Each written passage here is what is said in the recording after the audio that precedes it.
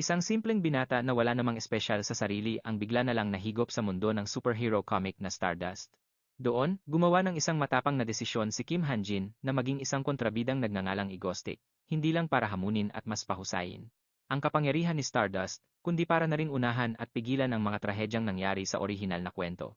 Ang kanyang determinasyon ay nag-aalab, na parang isang panatang nakaukit sa kanyang kaluluwa para protektahan ang mundong ito, at higit sa lahat, para protektahan siya. Pero ang tadhana, sadyang mapaglaro. Si Stardust, ang bida na dati ay puno ng pagdududa sa kanya, ngayon ay parang nahuhumaling na kay Egostic ang misteryosong kontrabida na dapat sana ay tinutubis niya. Inilunsad ni Hanjin ang isang mapangahas na planong tinawag niyang villain hunting. Gamit ang kaalaman mula sa orihinal na kwento, alam niyang ang mga kontrabidang ito ay magiging isang kakilakilabot na banta sa lungsod at kay Stardust. Nagpasya siyang unahan sila, nililigpit sila bago pa man sila makapaghasik ng kaguluhan. Kasama niya si Seol, isang henyo na may pambihirang talino na gumagabay sa kanya gamit ang isang earpiece. Malamig, pero tumpak ang boses nito. Ang target ay abot tanaw na, nakaupo lang, at hindi gumagalaw sa sofa. Dumating na ang perpektong pagkakataon. Inihanda ni Hanjin ang kanyang sandata, medyo namamawis ang kanyang mga palad, at ang kanyang unang abilidad ang instant teleportation ay gumana na. Sa isang kurap lang, ang malamig na dulo ng baril ay nakadiin na sa noo ni Reno, isang A-rank na kontrabida. Ang pangalawa niyang abilidad ay isang telekinetic na pagsabog na parang isang panginoon ng kadiliman. Bumaba ang boses ni Hanjin, tila isang boses mula sa hukay na umaalingaunggaw. Maligayang pagdating sa impyerno. Sa loob ng wala pang isang segundo, bago pa man makakilos si Reno, tinapos na niya ito ng walang pag-aalinlangan. Nang matapos ang lahat, malamig na pinulot ni Hanjin ang mga dokumentong hawak ng kontrabida. Gaya ng inaasahan, isa itong detalyadong plano ng terorismo na handang lunurin ang buong lungsod sa dagat ng dugo.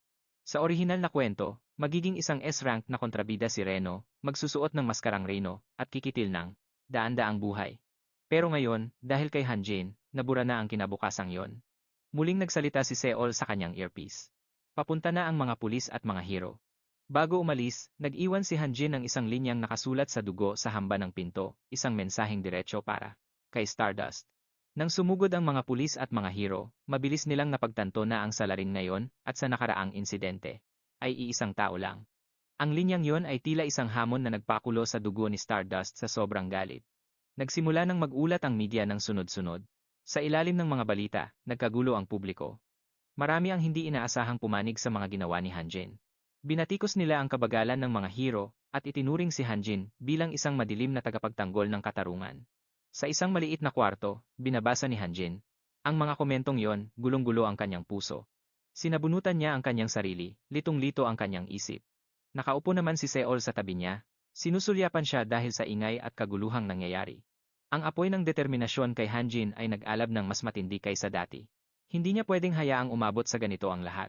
Kung magpapatuloy ito, ang imahe niya ang ititingala, habang si Stardust, ang tunay na bayani, ay tatalikuran ng publiko. Para protektahan siya, kailangang maging isang sagadsaring kontrabida si Hanjin, isang madilim na aninong sapat ang lakas para papanginigin ang buong mundo. Mula sa sandaling ito, formal nang isinilang si Egostic. Naghanda siya ng isang time bomb na nakatago sa loob ng isang backpack sa isang mataong plaza. Ang lahat ay manghang-mangha sa malaking screen, naghihintay para sa isang bonggang palabas. Sa mismong sandaling yon, si Hanjin sa pangalang Egostic ay nihack ang system at kinuha ang kontrol sa lahat ng electronic screen sa lungsod. Lumabas ang kanyang mukhang may maskara sa isang live video, ang kanyang malalim na boses ay punong-puno ng autoridad. Ako ang pumatay kina Reno at Zodiac, dalawang A-rank na kontrabida. Mayabang niyang itinuro ang isang daliri sa tower, 127, saka sumenyas gamit ang kabilang kamay sa observation deck ng building 61. Ang mga tao sa loob ng mga gusaling yon, pati na ang milyon-milyong nanonood sa mga screen, ay natahimik nang ideklara niya, nagtanim ako ng mga bomba sa dalawang gusaling yan, kumalat ang takot na parang tsunami. Ang ilan ay nagpanik para maghanap ng labasan. Ang iba naman ay napatulala, hindi makapaniwala sa kanilang nakikita. Sa harap ng daan-daang lente, si Hanjin ay ngumiti ng may paghahamon, at tinawag si Stardust sa pangalan nito. Hinihintay kita, bayani. Hindi siya pinaghintay ng matagal, dahil si Stardust ay mabilis na dumating na parang ipo-ipo, at lumapag ng may puwersang yumanig sa lupa. Muling chinek ni Hanjin ang lahat. Perpekto ang kanyang maskara at kapa, pero nanginginig ang kanyang mga kamay. Ito ang unang pagkakataon na makakaharap niya ang karakter na pinakamamahal niya sa kwento. Napakaningning ni Stardust na parang isang diyosa, sa sobrang ganda niya, ay tila tumigil ang tibok ng puso ni Hanjin. Wow! Ang tanging nasabi niya, hindi maitago ang paghanga. Sa sandaling yon, tila huminto ang oras. Nagbalikan ang mga alaala. Ang unang araw na nahigop siya sa mundong ito, ang kanyang katawan ay punong-puno ng sugat, nakatayo sa pagitan ng buhay at kamatayan. Dati ay gustong-gusto niyang bumalik sa dati niyang mundo. Hanggang sa, tumama ang liwanag ng screen sa mukha ni Stardust. Ang sandaling yon ang nagpabago sa lahat. Kung magiging hero siya, pwede siyang tumayo sa tabi nito. Pero si Hanjin, nakabisado ang bawat linya ng kwento, ay alam na kahit ang pagiging hero ay hindi sapat para protektahan si Stardust mula sa nakatakdang trahedya.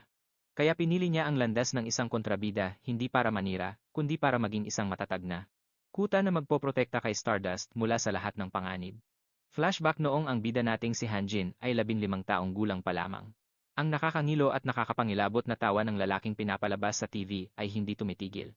Haha! Ang saya-saya ng hitsura ng kanyang mukha. Humagalpak siya ng tawa na parang baliw. Noong una, hindi niya talaga maintindihan, sira-sira na ba talaga ang ulo ni Kiman. Kahit para sa isang kontrabida, masyado ng sobra ang ipinapakita niya.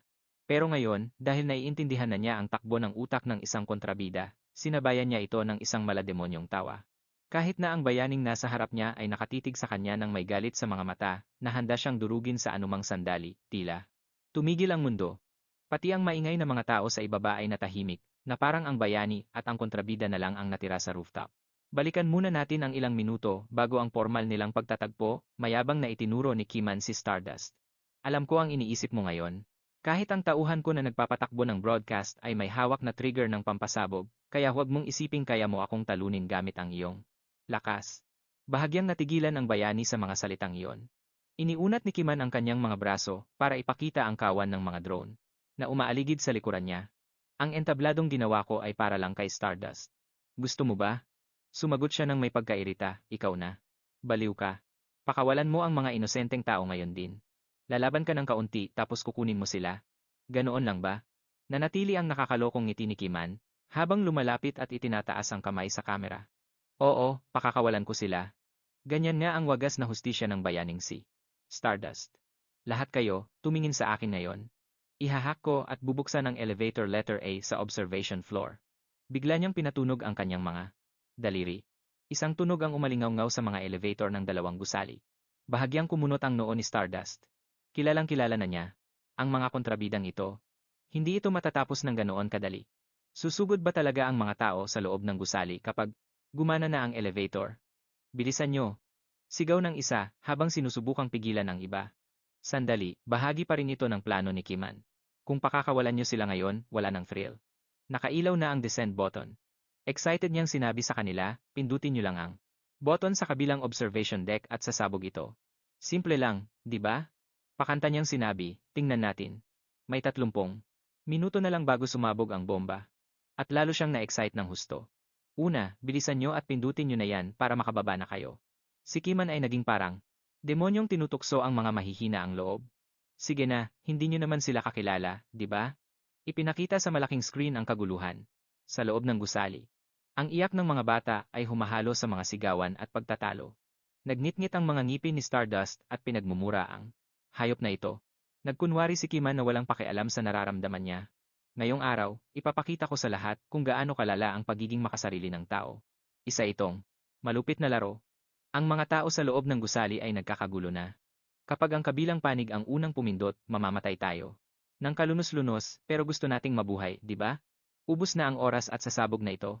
Sabi mo may 30 minuto pa. Ibig mo bang sabihin, gusto mong patayin ang mga taong iyon sa isang pindot lang? Uha! Wow! Lahat sila ay kinakabahan at naghihinala. Pipindutin kaya? Ng kabilang panig. Wala nang oras para mag-isip. Sasabog ang bomba sa loob ng ilang 10 minuto. Anong gagawin natin? Pipindutin nila ang button. Ah, talagang magulo na ang sitwasyon.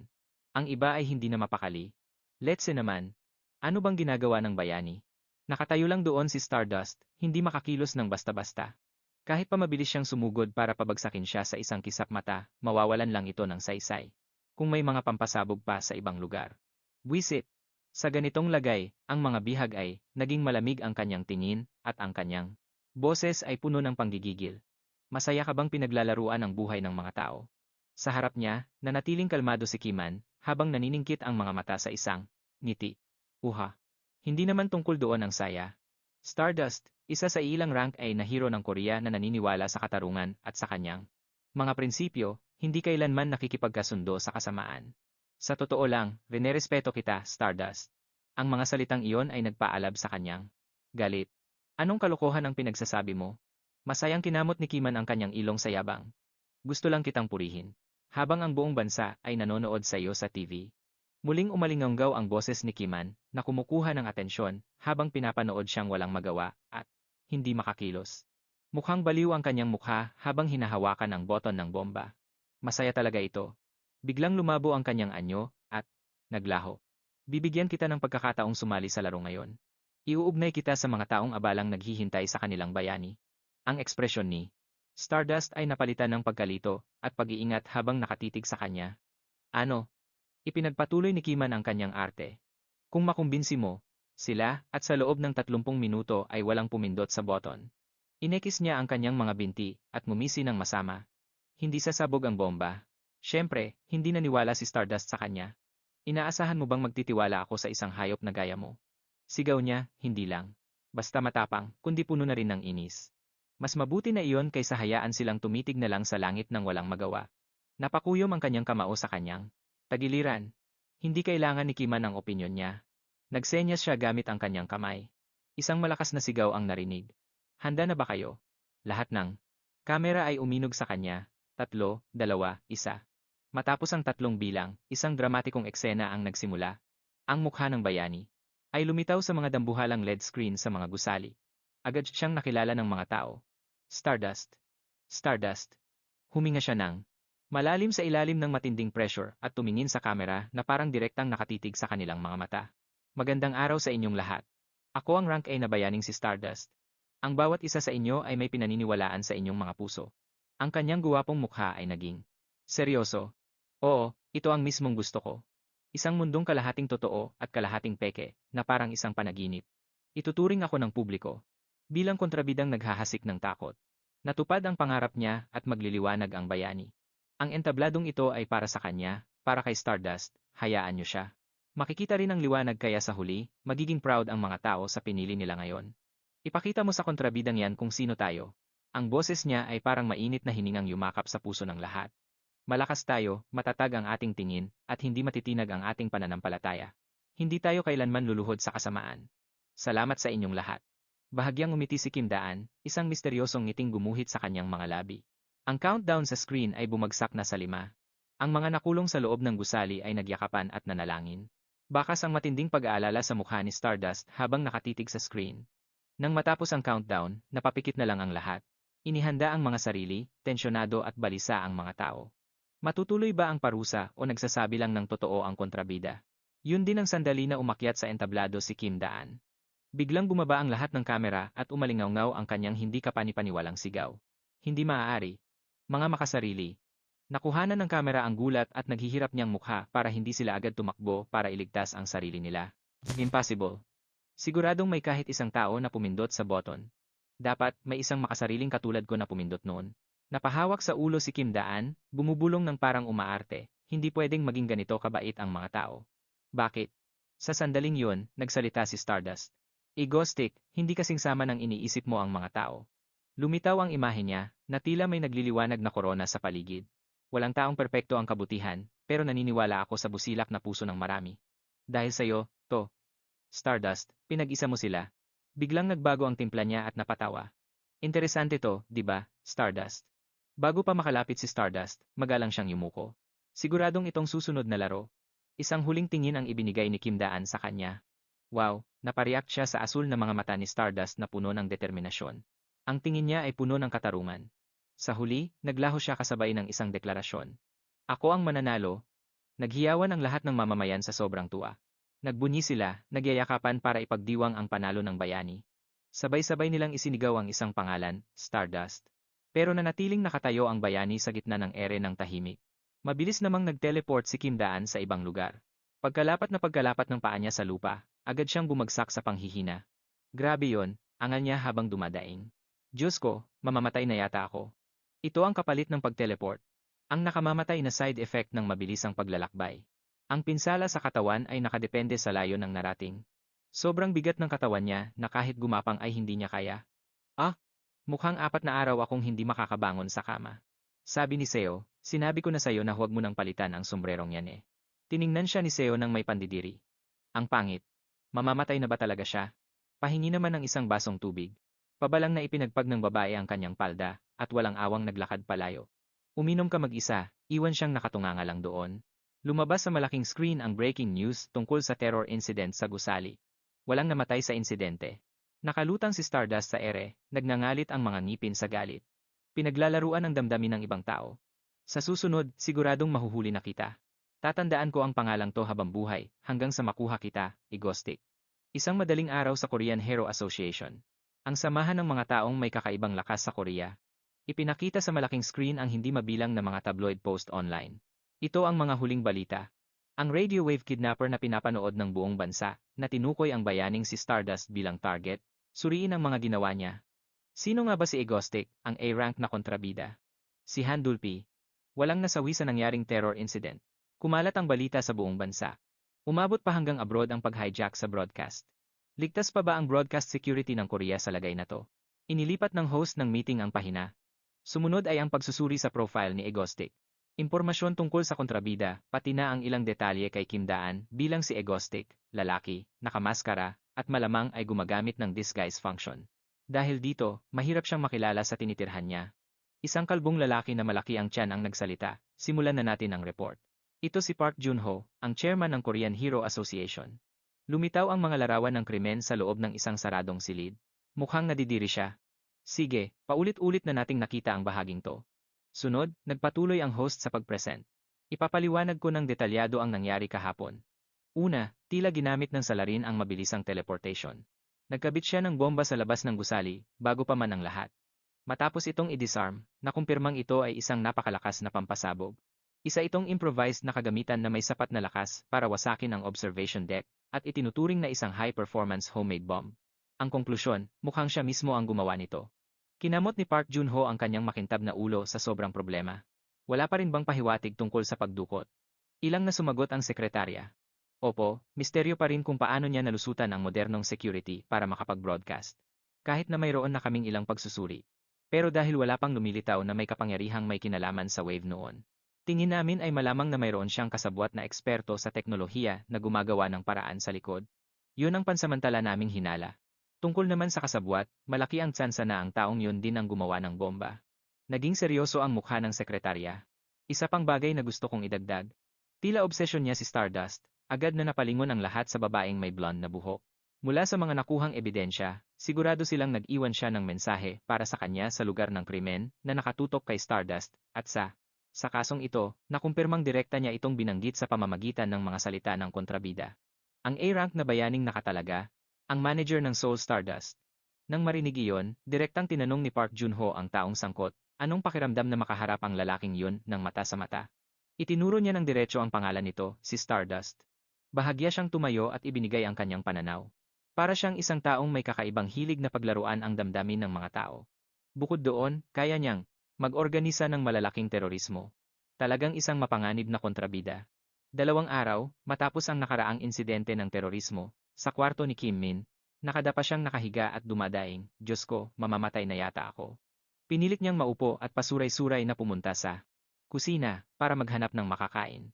Sakto sa paglaklak niya ng orange juice, biglang may boses na umalingaw-ngaw. Ginagawa mo na naman ba yan? Naibuga ni Kim Min ang iniinom sa gulat at nagmamadaling nagpaliwanag, hindi ganoon yon, Seon. Hindi ako ganoon. Ngayon, ipakikilala ko sa inyo ang batang ito. Siya si Han Saun, isang taong may pambihirang talino. Noong una, hindi siya. Sanay na tinatawag siyang kuya ng bata, na isang henyong hacker sa orihinal na kwento. Sa hinaharap, lalaki siyang isang S-rank na kontrabida, isang batang henyo sa paghahack. Pero, iyon ay sa orihinal na material pa. Sa ngayon, pinanatili niya ang batang ito sa tabi niya. Galit na nagdadabog ang bata. Bahay ko to. Huwag kang umasta na parang ikaw ang may-ari. Sa katunayan, silang dalawa ay nasa isang underground na base. Napangisi na lang siya ng pilit. Kahit na, ako naman ang sumasagot sa mga gastusin dito at sa lahat, agad siyang pinatahimik nito. Basta, tumahimik ka na lang at uminom. Naintindihan mo? Napatawa ng mahina si Kim Min sa cute na bantang iyon. Dahan-dahan niyang ginulo ang buhok ng bata. Sige, sige. Gets ko na, sandali lang ang matamis na sandaling iyon bago siya hinila ng bata nang may pag-aalangan. Ah, may nangyayari na namang iba, bilisan mo. Bumukas at sumara ang pinto patungo sa high-tech na electronics room. Naupo si Siyun sa harap ng isang sopistikadong control screen. Naaalala mo ba yung babaeng si Lobin na binanggit ko kanina? Siya ang kandidato nating maging assistant. Hindi na nag-isip ng matagal si Kim Min. Ah, yung babaeng aktibo sa Deep Web, mukhang fan ko siya. May pinindot ang bata sa keyboard at itinuro ang screen. Tingnan mo, nandito siya, isang boses ng broadcaster ang narinig. Ang mga tagasunod ni Egoistic ay nagsasagawa ng isang hostage situation sa Central Station. Nagtanim sila ng mga bomba sa gusaling iyon.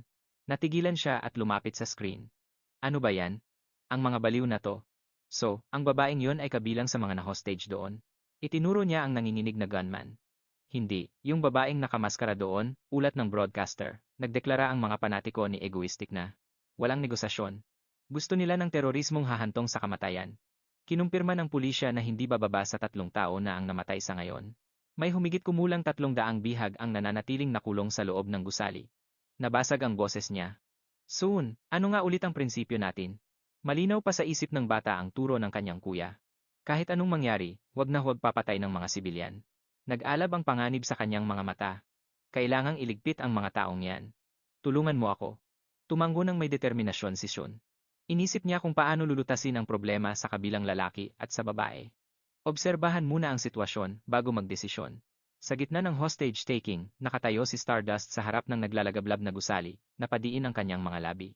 Matagal siyang tumayo ng tahimik, saka nagsalita sa kanyang radio HQ para humingi ng permiso na pumasok, pero ang kabilang panig ay tumanggi, naghihintay pa ng mga utos. Matapos ang huling negosasyon ng pulisya, ibibigay na ang permiso na may utos na pumatay. Dahil sa insidenteng ito, lalo siyang nagalit sa kanya. Dahil lahat ng ito sa bastos na yon. Ang mga nakaraang pag-atake ay karaniwang ginagawa ng mga kontrabidang may kapangyarihan. Ang pangyayaring ito ay nagdulot ng matinding gulat sa mundo ng mga kontrabida, pero sa pagkakataong ito, hindi siya nakatuon sa mga kapangyarihan, kundi gumamit siya ng mga pampasabog at pagdukot bilang pangunahing paraan para gipitin ang mga bayani. Malinaw na ang paraan niya ng paggipit sa amin ay nagbigay ng ideya sa ibang mga ordinaryong tao. Galit siyang nanumbat. Kinabukasan, may mga naganap na copycat crimes. Biglang umalingaw-ngaw ang isang mensahe sa radyo. Stardust, on the scene, naka-livestream si Egoistic sa YouTube mula sa loob. Tingnan nyo na ngayon. Nabigla siya. Agad na binuksan ni Stardust ang kanyang cellphone. Gaya ng inaasahan, muling nagpakita ang kontrabidang pinaglalaruan ang kamatayan ng iba. Mabilis na dagsa ang mga manonood. Ano to? Isang kontrabida, naka-livestream sa gitna ng terorismo. Siya na talaga ang numero 1 kontrabida sa mundo. Puro mga baliw ang nasa chat. Eksena, to ng krimen, Basta't hindi ako ang biktima, okay lang, wala bang nagbabantay dito? Isa na namang broadcast hijack. Sa video, makikita si Egoistic sa loob ng gusali, kaharap ang isang grupo na nakadamit na katulad ng sa kanya. Tinutukan nila ito ng baril at may sinigawan. Agad silang natauhan at biglang naghihiyawan. Ang ating bayani, si Egoistic, ay dumating na sa eksena. Egoistic. Egoistic. Hindi alam kung ano ang inaasahan nila. Nandito na siya. Nandito na talaga siya.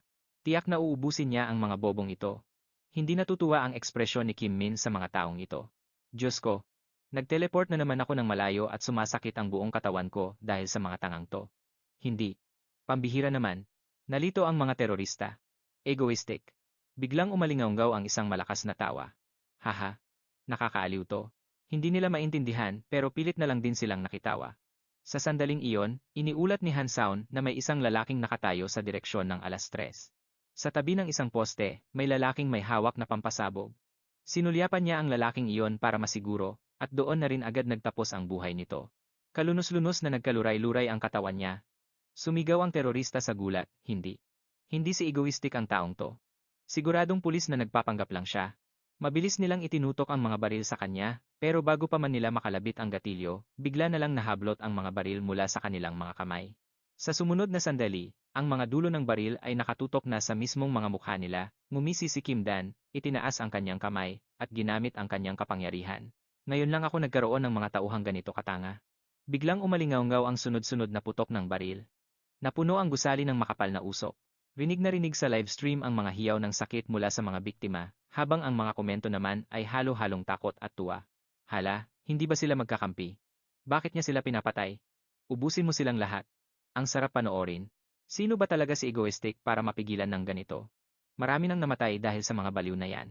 Ano nang ginagawa ng mga hero? Sinasakop na tayo ng mga villain. Haha, ano na kayang mangyayari sa mga tao dyan? Nakakaawa naman sila. Baliw ba ang isang to at gusto niyang patayin ang lahat? Hindi ah. Tignan niyo sa likod ng ulo ni egoistic. Ang gwapo niya, di ba? Ang daming baliw dito. Totoong tao ang mga yan, uy. Noon lang pinayagan ng mga nakatataas na pumasok si Stardust. Ang pinakaimportanteng utos, siguraduhin ang kaligtasan ng mga bihag mula sa mga terorista at kay egoistic. Hindi na siya nag-atubili at mabilis na pumasok. Nakita niya ang kaisa-isang taong hindi nasaktan sa barilan ang mismong taong hinahanap niya. Narinig ang boses ni Sewon. Sir, iligtas niyo siya. Sa tingin ko, kinaladkad lang siya at pinilit ng mga baliw na yan. Wala siyang kinalaman sa terorismo na to. Nakakulot ang babae sa isang sulok, nakahawak sa kanyang ulo habang humihagulgol. Tulong. Tulungan niyo ako, hikbi niya. Napatalon at sinumpong ng sinok ang babae nang hawakan siya ni Kim Dan. Sabi ni Dan, ikaw mismo ang nagtanggal ng maskara niya. Malakas niyang tinanong, may ginawa ka bang mali o wala? Pinigil ni Subin ang kanyang mga luha, sige na, inaamin ko na. Lalo pang lumakas ang pag-iyak niya. Sabi ng inaamin ko na nga, eh. Pero wala nang pasensya si Kim Dan sa kanya. Kapag hindi ka tumigil sa pag-iyak, babarilin kita. Biglang tumahimik si Subin at tinakpan ang kanyang bibig. Pagkatapos, humarap naman si Dan sa mga sibilyang binihag. Yumuko siya ng malalim at nagsabi, patawad. Kahit hindi ako ang may gawa nito, nararamdaman ko ang bigat ng responsibilidad dahil nangyari ang mga panggagayang ito dahil sa kaso ko. Nag-apoy ang mga komento dahil sa ginawa niya. Ano? Ang isang villain, umaako ng responsibilidad? Teka, anong nangyayari dito? Seryoso niyang kinausap ang mga binihag at ang mga naapektuhan niya. Magpapadala ako ng bayad pinsala sa mga account niyo. Pakicheck na lang. Humihingi ako ng tapat na paumanhin sa 3 biktimang namatay. Magbabayad ako ng pinakamataas na halagang kaya ko. Gayunpaman, sa loob-loob ni Kim Dan, nag-aalangan siya sa butas ng plano niya. Hay naku, madali lang matunton ang mga transfer mula sa mga peking account. Bahala na, kaya na siguro to ni Sewon, di ba? Sabi ni Sewon, ibalik mo na siya ngayon din. Malinaw namang pumayag ang babaeng yan na gawin yon.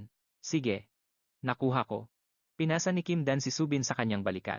Pakiramdam niya ay biglang nawasak ang buong katawan niya. Nanginginig pa siya dahil sa epekto ng teleportasyon. Biglang nayanig ang buong palapag dahil sa isang shockwave. Alam agad ni Kim Dan kung sino ang may gawa noon. Si Stardust. Nagmamadali itong pumasok, pero hindi pa nito alam ang eksaktong sitwasyon sa loob. Lumipas ang ilang araw at humupa na ang gulo sa Yeonhui University. Sa isang cafe, binalita sa KPS News na magbabayad ng pera ang villain, kaya nagkagulo ang publiko.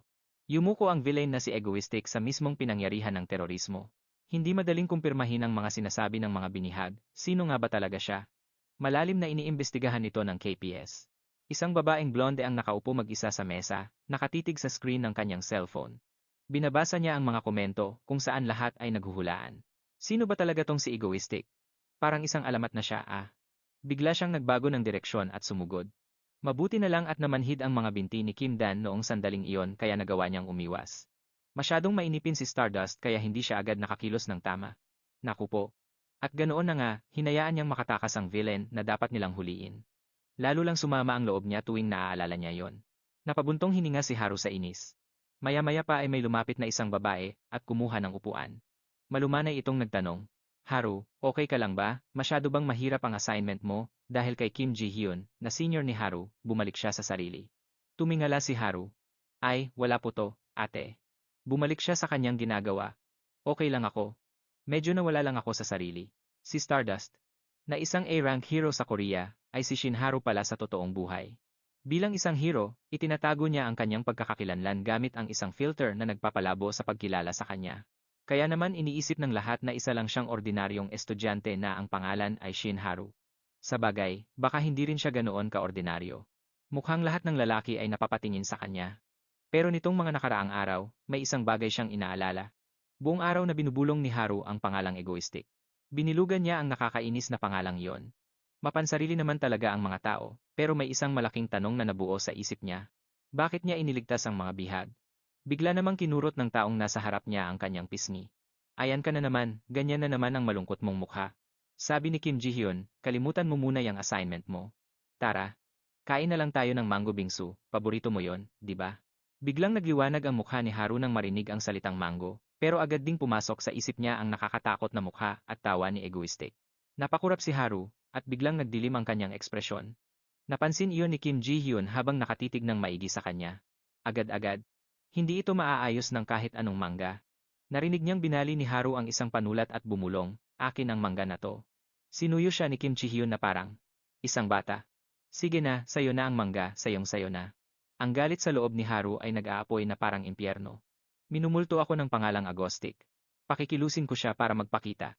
Kahit galit, kumakain pa rin siya ng mango ice cream ng napaka-cute habang sinusubuan. Sa puso ng Seoul, kung saan nahuhumaling ang mga kontrabida at bayani, may isang bahay na mukhang ordinaryo lang. Pero kapag bumukas ang pinto sa harap, may isa pang pinto sa tabi ng pasukan. Kapag bumukas ang pangalawang pintong iyon, nakakagulat na may lilitaw na elevator. Pagkapasok sa elevator at pag-input ng code, sumara ang mga pinto at nagsimulang bumaba ang lift, bababa ng daan-daang palapag sa ilalim ng lupa. Ang destinasyon ay ang base ni Agostic. Nakahiga si Kim Mandeok ng may pagmamalaki sa loob ng isang glass chamber na tinatawag na Ego Base. Mukhang inis si Sehun. Hoy, bakit mo pinangalanan ang bahay ng ibang tao? Nagbigay siya ng isang napakanatural na dahilan. Bakit? Sa pagitan nating dalawa, wala nang kailangang paghiwalayin kung kaninong bahay ang kanino, di ba? Ang bahay mo ay bahay ko rin, at ang bahay ko ay bahay mo rin. Napangiwi ang dalaga sa pandidiri, pero hindi ito itinanggi. Ano ba yan? Nakakatawa. Bigla namang hindi hinayaan ng tuhod niya na makapag-relax siya ng ganoon. Gumuhit ang sakit sa buong katawan niya, kaya napahiyaw siya at nagpupumiglas. Pinagalitan siya ni Sehun ng may pagkainip. Huwag kang daldal ng daldal. Manatili kang kalmado para mabilis kang gumaling. Huwag kang mag-eskandalo. Napahalinghing si Kim Mandeok. Tumahimik ka na. Ang pag-teleport habang may kargang tao ay doble ang pagod. Bigla siyang ngumisi ng bahagya, si Hanso, ang may pambihirang talino. Siguradong nakatingin siya ng may pagnanasa sa babaeng nasa sofa. Skay, hanggang saan na ba ako nakarating? Kontento ang mukha niya. Kahit hindi ito ang dahilan ng pag-recruit ng assistant, ang fatigue recovery capsule talaga ang pinakamahusay. Tiningnan siya ni Haru at biglang nag-thumbs up. Kakaiba ang tingin niya. Anong meron, biglang bumukas ang pinto, at pumasok ang taong iniligtas niya kahit nanganib ang buhay niya. Nandito na ako. Walang laman ang refrigerator, kaya mahiyain na nagtanong si Subin, may gusto ba ng merienda? Napatalon si Kim at sumigaw, sandali, di ba hinahabol ka? Masayang nagkwento ang babae. Tinatakpan ko ang mukha ko bago ako lumabas, tinitigan niya ito ng may pag-aalala. Mas lalong kahina-hinala yan. Pero si Sehun, masunuring ibinaba ang kanyang libro, at tumakbo papunta sa melona. Sa itsura niya, nagkaroon ng kakaibang hinala si Kim Mandeok. Inutusan ba niya itong mag-uwi ng bihag para gumawa ng mga gawaing bahay? Agad siyang nag-teleport sa harap ng dalaga. Bakit mo sinabi sa kanya na dalhin ang taong ito rito?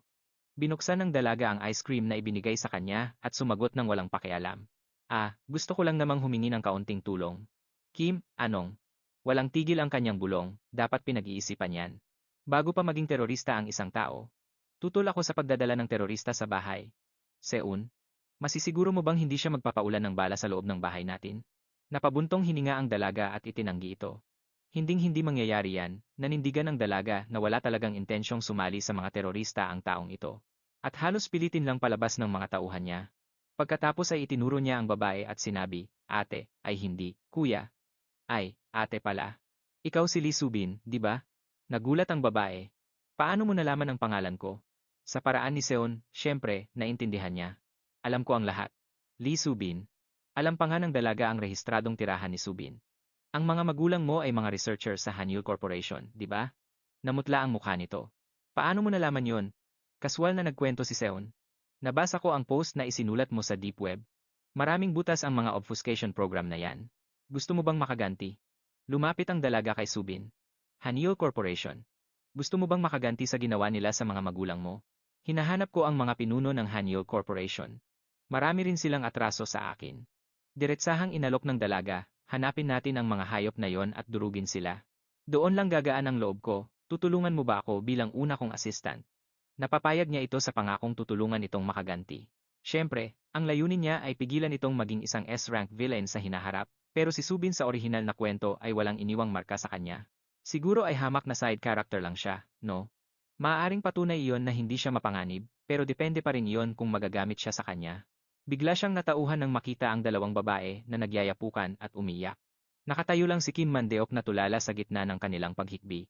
Sa totoo lang, masyadong mabilis ang mga pangyayari. Ako lang ang hindi makasabay sa emosyon dito. Seun, ang cool na image mo ay tuluyan ng gumuho. Matagal niya silang pinanood ng may emosyon sa gitna ng katahimikan. Pagkatapos ay bumalik na siya sa loob ng compartment. Sige na, hihiga na lang ako ng tahimik. Pagsapit ng gabi sa isang komportableng restaurant, ang lahat ay nag-aalala para sa isang batang mag-asawa. Tahimik ang restaurant. Ang sinok na dala ng paghikbilang ng asawang babae ang naririnig, walang tigil ang pag-agos ng luha sa kanyang mga pisngi. Habang desperadong nagtatanong, "Bakit, mahal? Bakit mo ginagawa ito sa akin?" Gayunpaman, ang lalaki sa harap niya ay malungkot. At tinititigan siya hanggang sa mawalan na siya ng gana kumain. "Nagtatapat ako ng pag-ibig sa iyo. Bakit ganyan ang itsura mo?" Ang imahe niya ay tuluyan ng gumuho. Matagal niya silang pinagmasdan ng may matinding emosyon habang tahimik. Pagkatapos, sumandal siya pabalik sa compartment. Sige, hihiga na lang ako ng tahimik. Habang lumalalim ang gabi sa isang komportableng restaurant, ang lahat ay nag-aalala para sa isang batang mag-asawa. Ang restaurant ay tahimik. Ang tanging naririnig lang ay ang paghikbi ng asawang babae habang walang tigil na umaagos ang mga luha sa kanyang mga pisngi habang desperadong humihingi ng sagot ang kanyang boses. "Bakit, mahal? Bakit mo ginagawa ito sa akin?" Ngunit ang lalaki sa harap niya ay madilim ang mukha, nakatitig sa kanya hanggang sa mawalan siya ng gana. "Nagtatapat ako ng pag-ibig sa iyo. Bakit ganyan ang hitsura mo? Mukha ba?" May tumawag sa pulis dahil sa nangyari. Isang seryosong pulis ang lumapit sa lamesa nila. "May report kami tungkol sa isang pananakit. Sumama ka sa presinto." Nagmura ang lalaki. "Buwisit naman oh. Pakainin niyo muna ako bago kayo magsilayas." Hindi na makapaghintay ang pulis kaya hinawakan na siya nito. "Sige, arestado ka na." Biglang may pulang kislap na bumalot sa katawan niya. Sa isang iglap, na-teleport ang pulis sa rehas ng rooftop ng building. Narinig niya ang garalgal na boses ng lalaki sa likuran niya. "Gusto mo bang magpresinto tayo ng sabay?" Sabi niya nang may panghahamak sabay si Parito. "Sige, pero mauna ka na doon." Nalaglag ang pulis mula sa mataas na palapag dahil hindi siya nakapaghanda. Ngumiti ng malamig ang lalaki. "Sino ka sa akala mo para kalabanin ako? Peke ka lang namang pulis." Siya si Kim Hakchol, isang A-rank na villain at space teleporter. Ang mundo ay tila gumuho na sa paligid. Isang sigaw ang umalingaw-ngaw. "Sa tingin mo ba magbabago ang mundo kung papatayin mo ako?" Si Hansho, ang puting mangkukulam at ikalimang tier na villain, ay nagpakita na ibang-iba ang itsura kaysa noon. Hindi mabasa ni Stardust ang ekspresyon ng hero. Pero biglang naputol ang kanyang pagmumuni-muni dahil sa isang sigaw. "Hoy, balik tayo sa kasalukuyan." Si Han, na 16 na taong gulang na, ay mahilig sa orange juice. Sumigaw siya. "Inubos mo na naman ang orange juice ko, no?" Naiilang na naghuhugas ng pinggan si Subain habang nagsasalita. "Pasensya na, ako yon. Bibilhan na lang kita ng bago." Pinagalitan naman ni Seoun ang kanyang kapatid bago tumakbo para yakapin ito. Biglang nagbago ang mood ng bata at ngumiti ng matamis. "Ayos lang po yon, ate." Habang pinapanood sila, napangisi ng mapang-uyam si Kim Dain. "Iba ang paraan ko," sa isip niya. Bigla siyang nagtanong, "Hoy, Seo. Sa wakas ba ay tumigil ka na sa pagpapanggap na lalaki?" Galit na sumigaw pabalik ang bata.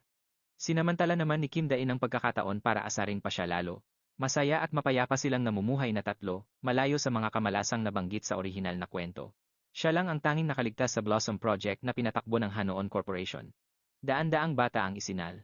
Mga ilegal na eksperimento. Isang araw, isang bata ang dumanas ng hindi inaasahang mga komplikasyon. Lahat ng sangkot ay namatay maliban kay Seoon.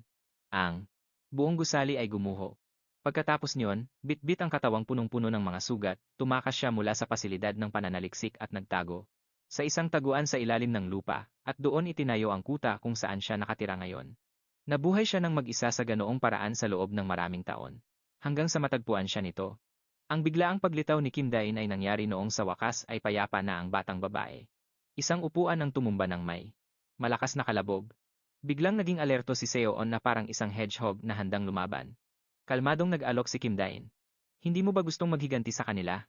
Kailangan ko rin ng tulong mo." Sa harap ng natatakot na tingin ng bata, iniabot niya ang kanyang kamay para magmukhang palakaibigan. "Hindi ako naparito para saktan ka, at iyon ang naging simula na humantong sa kasalukuyan. Naparito ako para iligtas ka." Hindi katulad sa orihinal kung saan naging S-rank na kontrabida si Seoan dahil sa galit at namatay, kawawa naman siya. Nangako siya sa sarili na hindi na niya hahayaang maging kontrabida pa itong muli. Pero, kahit paano ay nakaramdam din siya ng kuryosidad. Ngayong naging kasabwat na niya si Seo, ibig bang sabihin nito ay kontrabida na rin sila? Anuman ang mangyari, manatili lang sa tamang landas. Dahil nararamdamang tinititigan siya, lumingon si Seo nang may inis. "Ano bang tinitingin-tingin mo? Wala ka namang naiintindihan, kaya tigilan mo ang pagtitig." Ibinaling ni Kim Dain ang kanyang tingin sa isa pang tao. Tungkol naman kay Subine, parehong mananaliksik ang kanyang mga magulang, pero pumanaw na sila. Natuto siya ng mag-isa at nakapasok sa isang kilalang unibersidad. Alam niya ang lahat tungkol sa babae. Major sa computer engineering. Malamang na siya ang hahawak ng technical support para kay Sio. At maya-maya pa, uminom siya ng tubig ng parang wala lang. Kahit na isa siyang estranghero at medyo kahina-hinala, kailangan niyang aminin na ang husay nito sa pagluluto ay talagang pangmalakasan. Bigla, naglabas si Seoan ng isang maliit na gagamba, at pagkatapos ay isang external tracking sensor. Bakit ako? Isang tracker? Napailing ang babae. Nakalimutan mo na ba agad ang trabaho niya? Itinuro niya ang tao sa screen. Para yan sa pangalan ng kontrabida sa listahang pinili niya. Natulala siya. Siya pala ang lalaking nagte-teleport. Kilalang kilala siya ni Kim Dain. Ipinaliwanag niya ng maikli ang kakayahan nito. Ang lalaking ito, kayang mag-teleport ng walang limitasyon sa malapitang distansya nang hindi nasasaktan. Hindi mo ito mahaharangan ng kahit anong pisikal na puwersa. Sobrang sakit sa ulo niyan, ngumisi ng may halong pananabik ang babae. Habang mas matindi ang kalaban, dapat mas mabilis silang tapusin. Padabog niyang kinamot ang ulo niya. Alam mo ba kung gaano kapagod ang mag-teleport ng walang hinto? Kumilos ka na, Egostik. Agad silang umalis. Nagtungo sila sa isang maliit na apartment sa isang liblib na lugar. Kabado namang pumasok ng palihim si Kim Dain sa gusali. Seon, nakapasok ka na ba? Pagmamadali niya. Hindi ka pa rin nakakapasok. Bilisan mo na. Pero kinakabahan pa rin siya habang nagte-teleport ng diretsyo sa sala. Tama ba ang ginawa niya? Ano? Nandoon ang lalaki. Napabuntong hininga siya at inulit. Ilang beses ko bang sasabihin sa iyo? Barilin mo ng mga balang may dalang tracker. Kahit umiwas pa siya sa bala sa pamamagitan ng pagte-teleport, mahuhuli pa rin siya ng tracker. Tiningnan ni Kim Dain ang makintab na baril. Bakit? Bulyaw ng babae. Dahil ginawa ko itong mas mabilis pa sa bala, humanities ba ang kinuha mo? Kahit anong paliwanag, hindi makakatulong. Pumasok ka na lang. Pero nag-alinlangan pa rin siya. Hindi ba mas mabilis kung papatayin siya sa kalsada? Gusto nang magwala ni Seoon sa inasakal nito. Hindi. Hindi siya lumalabas, puro teleport lang ang ginagawa niya. Inimbestigahan ko na ito at pinagplanuhan ng maaga. Sobra akong kinakabahan. Tuliro ang babae habang nilalagok ang isang bote ng tubig. Panay naman ang pagsuporta ni Subine mula sa gilid. Sige, Egostik, kaya mo yan. Nang marinig yon, mahiyain namang sumunod ang babae. Oo, galingan mo Egostik. Mas nabuhayan ng loob si Kim Dain. Lakas. Sige, salamat. Simulan na natin. Bigla siyang nag-teleport sa loob ng bahay ng kriminal. Kakaligo lang nung lalaki nang magulat ito sa biglaang pagsulpot niya. Agad sumigaw si Seoon, barilin mo siya. Itinaas niya ang baril, at kinalabit ang gatilyo. Sa totoo lang, dalawang maliliit na spider device ang lumipad sa bilis na hindi ka panipaniwala. Pero gaya ng inaasahan, biglang naglaho si Hakchul sa kinatatayuan niya. Inihagis ni Kimun ang baril, buwisit. Anak, dumikit ba ang tracker sa tagiliran ng kontrabida? Malinaw ang basa nila. Dumikit siya. Ate Subin, i-report mo ang lokasyon. Mabilis niyang nahanap ang pwesto nito. Nasa 500 metro siya sa silangan mula rito. Hindi siya nag-atubili at sinundan ang direksyon, bigla siyang lumitaw sa gitna ng kalsada. Uy, sino yon? Anong nangyayari? Nakilala siya ng mga tao sa paligid. Hindi ba si Egostik yon? Ha? Siya nga. Napakunot noo siya habang tinitingnan ang paligid. Buwisit, wala ito sa plano. At ang paglitaw niya ay agad naging viral at kumalat sa social media. Sa lecture hall ng Yeonhu University, seryosong nag-aaral si Shin Haru, nang hindi alam ang nangyayari. Bigla, may boses sa radyo na nag-anunsyo, nagpakita si Ego sa lungsod. Ang mga Stardust superhero ay naghahanda na para rumesponde sa utos ng asosasyon. Napatalon siya sa gulat at sumigaw, ano? Napatingin sa kanya ang lahat ng kaklase niya. Pasensya na po sa inyong lahat, nagmamadaling nag-impake ng gamit si Haru at umalis. Paumanhin po, aalis na ako agad. Anong kalokohan na naman kaya ang ginagawa niya ngayon? Yang si Egostik na yan. Sinuri ni Seoon ang tracker. Nang maigi.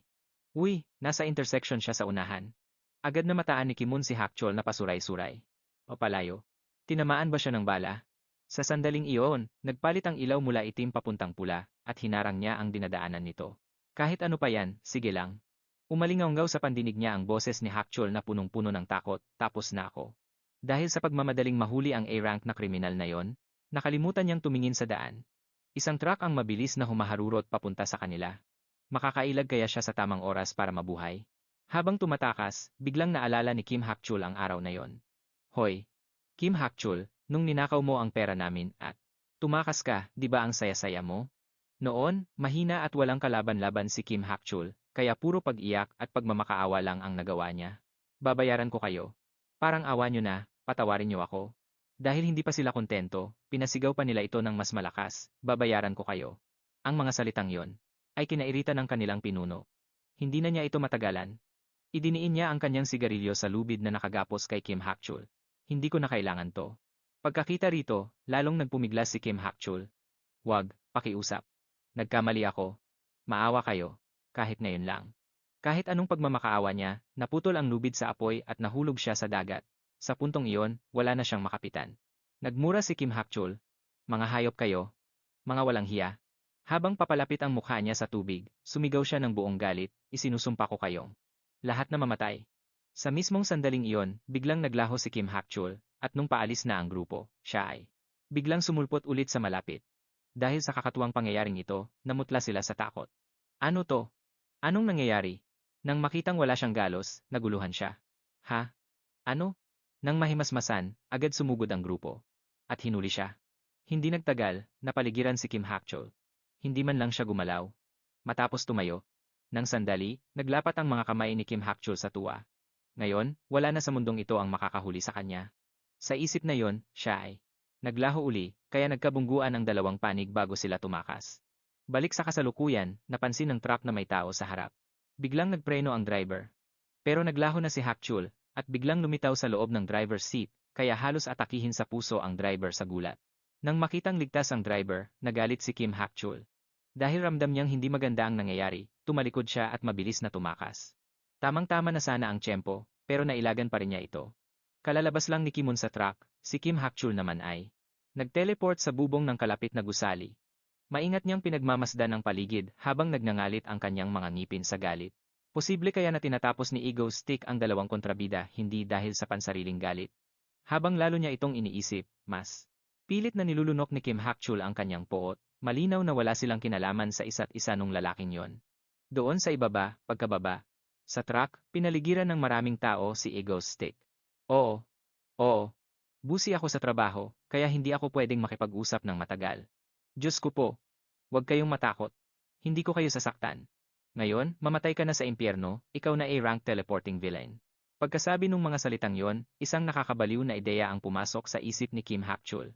Posible kayang isa siyang hunter na humuhuli ng mga kontrabida, at tinatapos sila? Kakaisip pa lang niya, noon nang biglang sumulpot si Ego Stick mula sa kung saan. Mula noon, saan pa kaya pupunta si Kim Hakchul? Sinundan niya ito. Ang basura ay para sa basurahan, at ang mga bulok na kontrabida ay dapat nang burahin sa mundo. Sige na, lumapit ka. Dalhin mo rito. Ngayong araw, maglilinis ako ng isang pirasong basura. Buwisit. Dahil sa pagod sa kakahabol, nawala na siya sa sarili. Mabilis niyang hinablot ang isang sibilyan sa malapit, bakit naririnig ko pa rin ang boses ng lalaking yan sa tenga ko? Si Kim Hakchul ay agad na inihagis ang tao sa likuran niya at tumakbo. Bago pa man bumagsak ang babae sa lupa, inabot siya ni Ego Stick at nasalo siya. Naku! Habang lito pa ang babae, malumanay siyang nagtanong, ayos ka lang ba? Dahil sa lambing ng boses niya, naramdaman ng babae na ligtas siya. Namula siya. Opo, sir. Tuloy-tuloy ang pag-teleport ng Kim Hakchul na iyon, kaya naubos din ang halos lahat ng lakas niya. Hindi na niya nakayanan at tuluyan ng bumagsak, bakit siya pa ang napili? Matapos hayaang makapagpahinga ang babae, muling ibinaling ni Ego Stick ang kaniyang atensyon sa kaniyang tunay na target, ang rank A na teleporting villain. Nang walang pasabi, naglabas siya ng baril at itinutok ito sa ulo nito. Inamin mo na ang kasalanan mo. Dahil sa biglaang pang-iinsulto, kahit ang nahihilo pang si Kim Hakchul ay sinubukang sumagot. Ngumisi si Ego Stick at binulyawan siya, kontrabida ka rin naman, di ba? Oo nga, pero hindi naman ako kasing sama mo. Pagkatapos ay humarap siya at sumigaw sa mga taong nakatingin. Mga kababayan, ang basurang ito ay nagnakaw ng 10-10 bilyon at pumatay ng 4 na inosenteng tao. Sila ay naging asawa, ama, kaibigan, at anak ng kung sino. Gusto niyo bang patawarin ang mamamatay taong ito? Matapos niyang itanong iyon, hindi nag-atubili ang mga tao na sumagot. Tapusin na yan. Oo, patayin niyo na siya. Patayin. Patayin. Nang marinig iyon, naisip ni Kim Hakchul, mga hayop kayo. Kung gusto niyo akong patayin, anong pinagkaiba niyo sa akin? Narinig ni Ego Stick ang sagot ng madla at napangiti ng may kasiyahan. Kim Hakchul, sa totoo lang, ang pinakamalalang krimen mo ay ang pagiging rank A villain mo sa hinaharap, ang pagpatay sa daan-daang tao, at ang pagpapahirap kay Stardust. Nang hindi mabilang na beses, pinawi niya ang kaisipang iyon, nag-iba ang kaniyang ekspresyon, at nagbabala sa isang nakakatakot na tono. Ibig mong sabihin, ay pareho lang ang dalawang iyon? Pasensya na, pero mukhang kailangan mo nang mamatay dito mismo. Agad-agad pagkatapos niyon, isang masakit na sigaw. Ang umalingaw-ngaw. Maingat na inobserbahan ni Igostic ang paligid. Ang tumambad sa kaniyang mga mata ay ang tuwa at pagdiriwang ng mga tao. Ang reaksyong ito ay nagpagulat sa kaniya. Ano? Kakakita niyo lang ng binaril at napatay, dapat ay natatakot kayo, at nagsisigawan. Matapos ang lahat, tumayo siya ng parang tulala habang pinagmamasdan ang masasayang mukha ng madla. Ang mundong ito, bukod sa mga superpowers, ay wala namang pagkakaiba sa dati kong mundo. Pero ang mga sandaling tulad nito ang nagpapamulat sa akin na nasa ibang mundo talaga ako. Ang weird talaga ng mga tao rito. Matapos itong pag-isipan, isinantabi muna ito ni Egostic, hinubad ang kaniyang sombrero, at binati sila. Pero ako ay isang kontrabida. Hindi ba dapat ay matakot kayo? Nang makita ang kaniyang ekspresyon, medyo naging balisa ang mga tao sa paligid. Sa sandaling iyon, isang pamilyar na boses ang umalingaw-ngaw. Agad na nakilala ni Igostic ang may-ari nito at mabilis na tumingala sa langit. Stardust, anak ng. Masyado ko palang nakuha ang atensyon nila. Mabilis na lumapag si Stardust at itinuro siya sabay pagalit na sinabing, hayop ka. Hindi ito pinansin ni Egostic at nakatitig lang siya sa bagong dating. Karaniwan, isa lang siyang tila malamig na estudyante sa kolehiyo. Pero bilang isang hero, ang tono niya ay nagbabago na parang galing sa isang makalumang dula. Sa naisip na iyon, biglang lumabas ang kaniyang pagka-fanboy. Napaka-cute. Subalit, namali ng interpretasyon si Stardust sa kaniyang ikinikilos. Anong ginawa mo? Kahit gaano pa siya kabilib dito, nagawa pa rin ni Egostic. Napanindigan ang kaniyang pagiging kontrabida. Well, anong ginawa ko? Tinapos ko lang naman ang isang malupit na rank A villain na pumatay ng mga tao. At nagnakaw sa bangko. Kumbaga, ginawa ko na ang trabahong dapat ay para sa mga hero. Dahil sa mga salitang iyon, hindi nakasagot si Stardust. Nang makita ang reaksyong iyon, nagpatuloy siya sa pagsasalita. Ha? May mali ba sa ginawa ko? Ang isang rank A villain ay pwedeng hatulan agad ng isang hero, di ba? Dahil hindi makasagot, biglang ibinahin ni Stardust ang usapan. Egostic. Sa tingin mo ba ay hero ka? Dahil dito ay naguluhan si Egostic, ha? Isa akong kontrabida. Habang sinasabi ito, bigla siyang may narealize. Siguradong maraming tao ang kumukuha ng video at pumupuri kay Stardust ngayon, di ba? Maraming tao rito. Perpekto. Pinawi niya ang kaisipan, ngumiti, at pumalakpak. Iyan ang Stardust ko. Ang isang kontrabidang tulad ko na nagpaparusa sa mga masasamang loob ay technically illegal. Pero sa totoo lang, hindi ko maiwasang humanga sa kaniyang paninindigan sa katarungan. Siguro ay dapat na akong umalis ngayon. Dahil sa mga salitang iyon, muling nagbulungan. Ang mga tao. Talaga? Ang mga kontrabida lang ba ang pwedeng lumaban sa mga hero? Ang galing naman niya pakinggan. Kasi naman, nahuli siya ng dating. Hindi naman siya teleporter. Sa totoo lang, wala namang ginawang masama si Egostic. Ang mga komentong ito ay nagpabalisa kay Stardust. Hindi lang siya, pati si Egostic ay naramdamang tila magulo ang mundo. Anong nangyayari? Parang may mali. Noong oras na yon, may boses na nagmadali. Sa kanyang tabi. Hoy, itigil mo na ang satsat at halika na. Dahil sa panggigipit at sa sitwasyon, nataranta siya at nagpaliwanag. Hindi ko sinabing tama ako. Itutuloy ko pa rin ang paggawa ng masama, at pwede mo akong pigilan, Stardust, kung gusto mo. Tumigil siya sandali at bumalik sa kanyang cool na aura, o siya, hanggang dito na lang muna para sa araw na ito. Kasabay niyon, agad niyang ginamit ang kaniyang kapangyarihan at naglaho. Dahil wala na silang mapagtsitsismisan, naghiwa-hiwalay na ang madla, habang naiwang nag-iisip si Stardust. Aalis na rin ba tayo? Oo, tara na.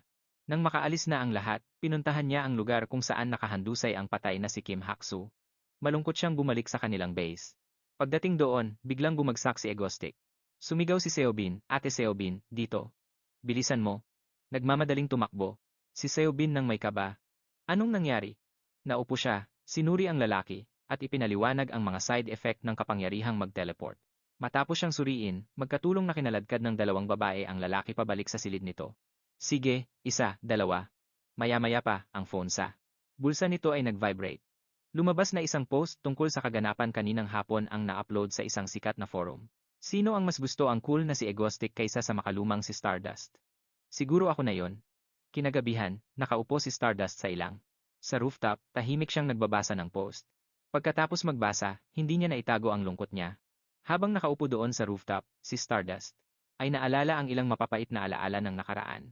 Noong siya pa si Shinharu, isang 17 taong gulang na estudyante, isang malagim na trahedya. Ang nangyari. Hindi, inay, itay. Habang nakikita ang mukha niyang puno ng pagdurusa, hinawakan ng mayabang na magnanakaw ang pitakang kakakuha lang. niya, sabay sabing dapat ay sumunod na lang siya, at ibinigay ito agad. Matapos tignan ang ginawa niya, mayabang siyang lumakad. Papalapit, naglabas ng baril, at nagbanta. Sisihin mo ang mga bobo mong magulang. Kahit nakatutok na ang baril sa ulo niya, wala nang natira kay Haru, kaya wala siyang naramdamang kahit katiting na takot. Nang hindi nakita ang reaksyong gusto niya, ang magnanakaw ay nadismaya, pero biglang ngumiti ng nakakaloko at itinago ang baril. Suwerte mo ha? Pagkasabi niyon, pinitik ng magnanakaw ang kanyang sigarilyo at tumalikod para umalis, hinayaang makalayo ang lalaking pumatay sa mga magulang niya. Sumigaw si Haru pero bumagsak lang. Siya habang humahagulgol. Kung may lakas lang sana ako para protektahan sina nanay at tatay, kahit anong pagsisisi pa, hindi sana umabot sa ganito. Nay, tay, papatayin ko ang hayop na yan. Matapos ang pangakong iyon, naupo lang si Haru sa tabi ng bangkay ng mga magulang niya at umiyak ng umiyak. Nang husto. Noong sandaling iyon, isang sinag ng liwanag ang bumasag sa madilim na langit. Maya-maya lang, isang bulalakaw ang dumiretso. Sa makitid na eskinita. Tumingala ang estudyanteng si Haru habang lumuluha nang makita ang kakaibang liwanag. Nang iangat niya ang kanyang ulo, isang napakaningning na liwanag ang tumama sa mga mata niya. Hindi nagtagal, napuno ang eskinita ng kakaibang kislap na iyon. Nang mawala ang liwanag, hinimatay na si Shin Haru at ang buhok niya ay nagbago mula itim tungo sa blonde. Kinabukasan, sa secret base, matapos ang mahabang pahinga, sa wakas ay nagising na si Kim Daon. Naghihintay si Han Seoun sa tapat ng salamin, nag-aabang lang sa sandaling ito para magsaya. Gising na. Siya. Biglang itinutok ni Seoun ang phone niya rito. Kumain ka muna habang nakikinig. Agad na binasa ng babae ang balita sa kanyang phone ng malakas para marinig nito. Buod ng mga impormasyon tungkol sa A-rank villain na si Egostic.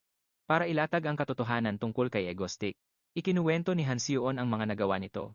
Tinalo niya ang isang A-rank villain at pinabagsak pa ang S-rank na Zodiac. Para sa mga Koreano na pagod na sa krimen, pinigilan din niya ang mga kaguluhan sa observatory. Nang walang awa, mukhang doon na natapos ang balita, pero nagpatuloy pa ang babae sa pagbabasa. Pinabagsak din niya ang mga panggulong kulto, at mga teroristang may bihag, at binayaran pa niya ang mga pinsala sa mga biktima. Huminto muna ng sandali si Han Seoun bago tinapos. Ang huling bahagi. Ang A-rank teleporting villain ay matagal nang nagtatago. Sa kabila ng pabuya, inamin ng mga otoridad na napakahirap niyang hulihin. Sa totoo lang, hindi naman mukhang kontrabida si Egostic, hindi pa kontento, masayang. Nagdagdag ang babae ng isa pang detalye. 7,842 likes at 12 dislikes. Ano sa tingin mo? Nang marinig ito, nagpanik si Daon, at nagtanong, paano naman si Stardust? Pagkarinig sa pangalang iyon, hindi na itago ni Kim Daon ang kanyang inis. Stardust. Tignan mo ang mga comment. Sa ibaba mismo. Bago pa niya makuha ang phone, nagpatuloy ang babae. Sa totoo lang, tinalo ni Egostic si Stardust. Ano na bang nagawa ni Stardust? Pagkarinig dito, naidura ni Daon ang kinakain niyang candy sa mismong lugar na iyon. Hindi pa natapos doon, idinagdag ng babae na si Egostic ay nakatumba na ng 3 A-rank villains. Matapos kumalma, nag-aalangang nagtanong si Daon, bakit ba binabash si Stardust? Nag-isip sandali si Han Seoun at sumagot, siguro dahil sa 3 A-rank heroes, siya ang pinakakaunti ang ginagawa. Sina Shadow Walker at Ice ay nakapagligtas na ng 12 o daan-daang tao ng mag-isa, habang si Stardust ay wala pang masyadong nagagawa, matapos basahin. Ang lahat, tiningnan ng babae ang reaksyon niya ng may pag-aalinlangan. Kita mo na, ganyan ang tingin ng mga tao sa kanya. Nang marinig ang mga komento na iyon, hindi na itago ni Kim Daon ang kanyang kawalan ng pag-asa. Karamihan sa kanila ay ganyan ang sinasabi. Pero hindi pa tapos ang gulat. Proud pang. Ipinakita ni Han Seoun ang screen na may kakaibang manga icon. Oo. May official fan club pa nga si Egostic. Ang impormasyong iyon ang tuluyang nagpabagsak. Kay Daon. Napaluhod siya habang sinasabunutan ang sarili. Hindi maaari. Seryoso ba? Itong mga baliw na to, may fan club pa para sa isang villain. Dahil hindi matanggap ang sitwasyon, tumayo siya at nag-isip ng plano. Hindi pwedeng hayaan na lang ito, matapos pag-isipan. Nang mabuti, nagpasya si Kim Daon na ihanda ang susunod na terrorist stunt. Sige, Seoun at Subin, kaya nyo na ba to? Biglang natawag ang mga pangalan nila, kaya natigilan ang dalawang babae sa takot. Hoy, hindi na naman. Hindi pinansin ang matamlay na mukha ng dalawa, si Daon. Ay puno ng pananabik. Kahit ano pa ang mangyari, dapat malaman ng mga tao sa Korea kung ano ang totoong kontrabida at kung sino ang tunay na bida. Maghintay ka lang, Stardust. Ibabalik kita sa tuktok. Ang taong hinihintay niya naman ay sobrang relax. Habang ine-enjoy ang masarap na mango smoothie. Habang iniinom ito, may biglang napansin si Haru, nakita niya na. Namumukadkad na ang mga cherry blossoms sa labas, kaya naman napaka-romantic ng paligid. Kahit mukhang poetic ang eksena, ang isip niya ay puno pa rin ng mga komento ng mga tao. Kay sarap maging hero, tapos na ang gulo bago magpakita, baka nga hindi pa nila mahuli. Ang teleporter na yan. Nang maalala ang mga salitang iyon, napabuntong hininga si Haru. Dito na nagsimulang pumasok ang napakaraming negatibong isip, na parang agos ng dagat. Mas baliw ang publiko kay Egostic, ang villain na dinudurog ang kalaban, kaysa sa mga hero na nagbibigay lang ng mga babala. Ginawa ko naman ang lahat, bakit ba ako pa ang nilalait? Dahil ayaw maging nega, sinampal ni Haru ang sariling mukha. Sinampal-sampal niya ang sarili niya ng ilang beses para mahimasmasan. Sa sandaling iyon, isang pamilyar na boses ang tumawag sa kanya, Haru, bakit mo ba sinasampal ang sarili mo? Sa gulat niya, napalingon siya at nakita si Kim Chae-hyun na nakaupo sa tabi niya habang nakangiti ng malambot. Tuwang-tuwa naman ang kapatid ni Haru na ngumiti ng pagkatamis-tamis at nagsabing, ang ganda ng panahon. Magpahinga muna tayo ng sandali. Dahil sa tuksong iyon, hindi na. Nag-atubiling pumayag si Haru. Bakit kaya bigla na lang namulaklak ang mga cherry blossom ng ganito? Sabay labas naman ni Kim Chae-hyun ng kanyang cellphone. Sige na, gusto mo bang makita ito? Sikat na sikat ito ngayon, kahit na malamang ay hindi mo pa ito napapanood. Sabay, pinakita niya ang isang gumagalaw na imahe mula sa manga. Anong tingin mo? Nakakatawa, di ba? Nitong mga nakaraang araw, feeling ko ang lakas ng karisma ni Egostic. Nang makita, yon, napangitngit si Haru sa inis. Pati ba naman si Senior Chaehyun, gusto siya? Habang nag-i-scroll sa phone niya, bigla siyang may napansin. Hala, ano ito? Iniharap ni Kim Chae-hyun ang screen. Haru. Naka-live si Egostic na yon. Nabigla siya nang marinig iyon. Talaga? Kasabay ng paglabas niya ng sariling phone, isang pamilyar na boses ang narinig niya. Ngayon, naman, si Stardust ang tinatarget ni Egostic. Agad na bumalik si Haru sa asosasyon at mabilis na rumesponde sa pinangyarihan. Pagkatapos ng anunsyo, napahampas sa mesa si Haru at napatayo. Chae-hyun, may kailangan lang akong asikasuhin, kaya kailangan ko ng mauna. Pasensya na. Pagkasabi noon, tumalikod na siya at mabilis na lumabas ng cafe bago pa makasagot si Chae-hyun. Ha? Haru, sandali. Haru. Determinado ang dalaga. Maghintay ka, sa pagkakataong ito, talagang mahuhuli na kita. Samantala, sa isang bangin, lumitaw ang isang pamilyar na screen, at kasunod nito ang boses ni Egostic. Matagal-tagal din tayong hindi nagkita. Kumusta sa inyong lahat? Ako ang kontrabidang si Egostic. Pagkatapos magpakilala, excited niyang tiningnan ang mga comment na dumadaloy sa screen. Ano kayang magiging reaksyon nila? Grabe. Itinuturing ba nila itong isang surprise event o ano? Para hindi masayang ang oras, binuksan ni Egostic ang kanyang phone at nagsalita ng may halong pang-aasar nitong mga nakaraang araw, parang laging laman ako ng balita ah. Hindi ako bayani. Kontrabida ako, at may fan club pa nga ako. Pagkasabi noon, nagpakita siya nang nakakalokong ngiti at itinapat ang kamera ng phone niya sa riles ng tren. Siguro ay nagkakamali lang kayong lahat. Ako ay talagang isang masamang tao. Itinuro niya ang mga taong kinuha niyang bihag sabay turo sa tren na nasa malayo. Malapit na ang tren. Nanonood ka ba, Stardust? Dahil sa tanong na iyon, may isang comment na biglang lumitaw. Fan na fan pa rin talaga siya na mahilig sa drama, no? Hindi iyon pinansin ni Egostic at itinuloy ang broadcast. Simple lang ang rules. Ikaw ang mamimili. Itinagilid ni Egostic ang kamera sa riles at nagsimulang mag-pressure. Huwag mong galawin ang lever para iligtas ang isang tao kapalit ng 5, o hilahin ang lever at isang tao ang mamaalam. Habang sinasabi iyon, naisip niya si Sobi na nagpapatakbo ng tren kaya lalo niyang tinindihan ang pressure. Huwag kang magbalak ng anuman. Kapag sinubukan mong ilayo ang mga taong iyan sa riles, itataob ko ang tren ngayon din. Naiintindihan mo ba, Stardust? Pagkatapos ipaliwanag ang mga patakaran, hinamon siya ni Egostic. Isa lang ang pagpipilian mo. Hilahin ang lever. At, hindi pa man siya natatapos magsalita ay lumitaw na si Stardust. Hayop ka, Egostic, hindi na nagdalawang isip ang dalaga. Agad siyang bumulusok pababa, at tumayo sa itaas. Pinanood niya ito ng may kasiyahan. Heto na tayo. Habang nakatingin sa mga bihag, nagsimulang mag-isip ang dalaga. Kung susubukan ko silang iligtas, mapapahamak ang mga pasahero sa tren. Mag-isip ka, Stardust. Paano ko maililigtas ang lahat? Nang makita ang kanyang pag-aalinlangan, kinalaban ni Egostic ang kanyang konsensya para lalo siyang udyukan. Dali na, pumapasok na sa istasyon ang Pelican Train. Pipili ba ang ating Stardust? Wala pa siyang ginagawa. Naghuhulaan na ang mga viewers sa comments, at tuwang-tuwa naman si Egostic. Gaya ng inaasahan, iniisip ng lahat na hihilahin ni Stardust ang lever, pero naniniwala ako na ang Stardust na kilala ko ay hindi ganoong klaseng tao. Maya-maya pa, natatarantang sumigaw si Soobin sa earpiece, "Boss, tumatakbo siya. Papunta sa akin. Anong gagawin ko?" Nang makita ang figurang mabilis pa sa hangin, pinakalma niya ito. "Nakalive tayo, kaya i-mute mo muna ang mic. Huwag kang mag-alala, hindi siya pupunta dyan para saktan ka." Patuloy lang sa pag-usad si Soobin. Sa puntong ito, mas naging kampante na si Soobin. Ayos, matagumpay ang pagpapakalma. Nagpatuloy naman si Egostic sa pag-arte bilang kontrabida. "Sige, buksan mo na ulit ang mic." "Oh, anong ginagawa ni Stardust? Hindi niya pwedeng gawin yan. Magkakagulo ng husto." "Stardust, bakit ka nagmamadali? Patungo sa sarili mong kapahamakan. Huminto ka." Pero kahit ano pa ang sabihin niya, nagsalpukan na si Stardust at ang tren. At gamit ang lahat ng lakas niya, ay pilit niyang pinapalakas ang loob niya. "Sandali na lang, kayanin mo ito." Pero biglang bumilis ang tren ng higit sa inaasahan, kaya nagulat si Egostic. Bakit mas bumilis ito? May napagtanto siya kaya nataranta siya. "Soobin!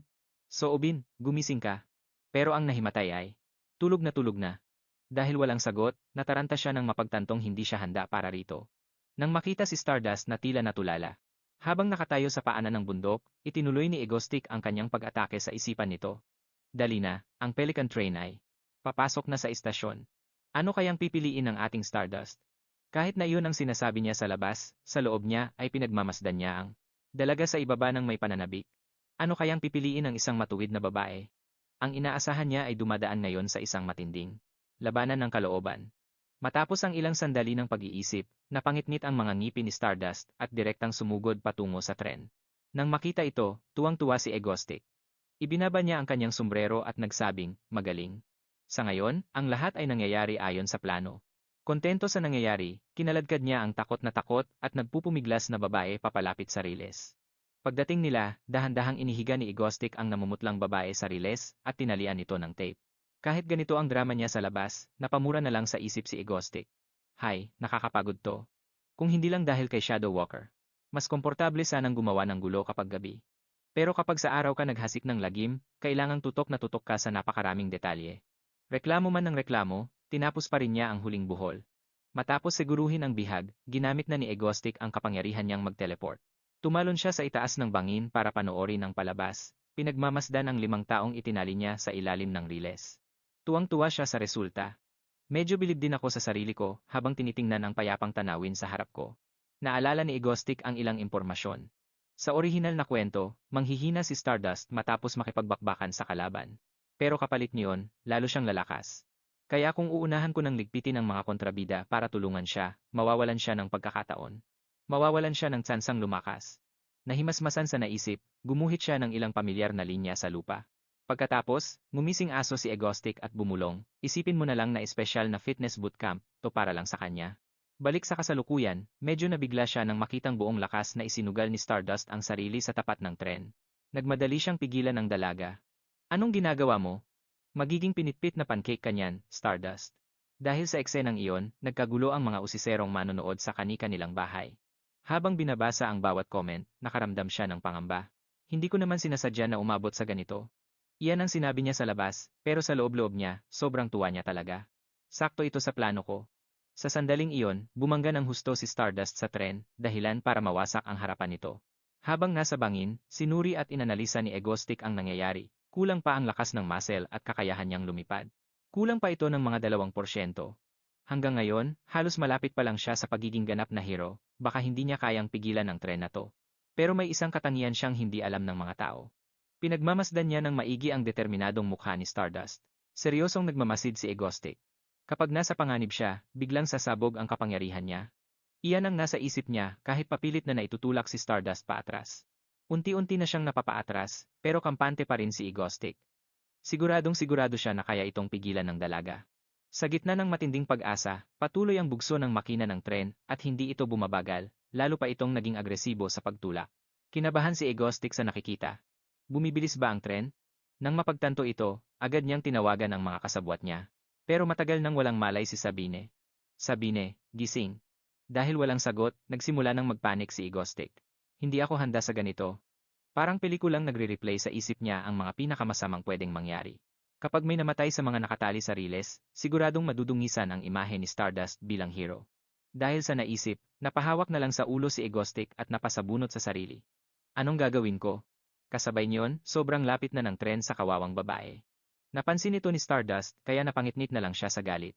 Naglabas siya ng pambihirang lakas. Dahil hindi pa rin bumabagal ang tren, ibinuhos niya ang bawat hibla ng kanyang enerhiya para lang mapahinto ito. Kahit halos durog na ang harap ng makina ng tren, hindi pa rin ito bumabagal kahit kaunti, habang nakatayo sa itaas. Naghihintay si Egostic kay Stardust na may halong kaba. Sige na, please. Habang papalapit ang tren, wala siyang magawa kundi ang magdasal. Parang awa mo na. Biglang may napansin si Egostic. Sa wakas, matapos ang lahat ng hirap, huminto rin ang tren. Napigilan ito ni Stardust, at ang lahat ng iyon ay nakuhanan sa cellphone. Sa nasaksihang himala, sobrang tuwa ni Egostic. Puno siya ng pag-asa. Sige, magpakita ka. Pero, ayos lang kaya si Stardust? Sobrang bilis ng tren na yon. Habang nakatitig sa live screen ng cellphone, kung ano-ano na ang pumasok sa isip ni Egostic, patay na kaya siya. Pero sa sandaling iyon, lumitaw siya. Lumabas ang pamilyar na anyo ni Stardust. Nang makita niyang ligtas at walang galos ang babaeng pinapangarap niya, napatalon siya sa tuwa. Maya-maya, naalala niyang kontrabida nga pala siya, kaya inayos niya ang kanyang tayo. Ayon, napigilan din niya. Kinaya niya talaga. Haay, hindi ganito ang dapat na takbo ng plano ko. Ibinaling niya ang kanyang atensyon. Tiningnan niya ang tulalang si Stardust, at napa-self-hypnosis si Egostic. Nakahanap siya ng sarili niyang paraan para malutas ang problema. Oo, eksakto. At ang linyang iyon ay nagpaalab sa mga comment. Habang nagbabasa, baka sa mukha niya ang matinding excitement. Iyan ang reaksyong gusto ko. Punong-puno ng pagmamalaki, pinuri niya ang dalagang nasa ibaba. Ito ang bayaning nagngangalang Stardust. Panoorin niyo kung paano sumasabog ang lakas niya dahil lang sa kagustuhang magligtas ng kapwa. Matapos gamitin ang huling patak ng kanyang lakas, hindi na kinaya ni Stardust at biglang bumagsak nang makita ito. Baka sa mga mata niya ang pag-aalala. Wala na siyang pakialam sa image niya, tumalon siya pababa para tignan ang lagay nito. Nang malapitan, napangiwi siya nang makakita ng maliit na sugat. Hayop ka talaga, Egostic. Kahit naiinis sa sarili, nag-focus pa rin siya. Ayos lang yan, Stardust, mas magaling ka na kaysa sa ibang hero. Nandito ako para tulungan ka at para makapagpahinga na si Stardust. Tumayo siya at tinanggal ang sombrero niya na parang nagluluksa, pero nang aasar. Oo, ang munting. Katatakutan ko ay nagtatapos na rito. Salamat sa panonood. Pagkatapos niyang magsalita, nagdilim ang screen at may biglang lumabas na nakakagulat na comment. Ano bang meron sa dalawang yan? At ang gulo ng vibe nila. Kinaumagahan sa secret base, punong-puno ng energy si Seon habang kung saan-saan tumatakbo. Gising na, mga antukin. Mukhang maputla at pagod sina Kim Dae at Subin pagkatapos ng nangyari kahapon. Diyos ko, patay na tayo. Magandang umaga. Pinagmasdan sila ni Daein. Isang terror attack lang, mukha na kayong mga zombie lahat. Hindi ah. Itinuro ni Seon ang nakahandang pagkain at inaya sila. Tara na, nang makita ang mga mainit na ulam, nabuhayan ang dalawa. Seon, ikaw ba ang nagluto ng lahat ng ito? Nagising si Daein, kinamot ang ulo, at pinuri si Seon. Salamat, Seon. Ah, wala yon. Namula siya at pabirong kinurot si Daein sa bewang. Habang natataranta si Daein, naupo si Seon sa mesa at pinagmadali silang kumain bago pa. Lumamig ang pagkain. Naupo silang tatlo at nag-enjoy sa almusal. Kain tayo, guys. Pagkasabi niyon, ang lahat ay nag-focus na sa paglasap ng pagkain. Habang kumakain, napansin ni Seon ang remote sa malapit. Inabot niya ito at kinuha.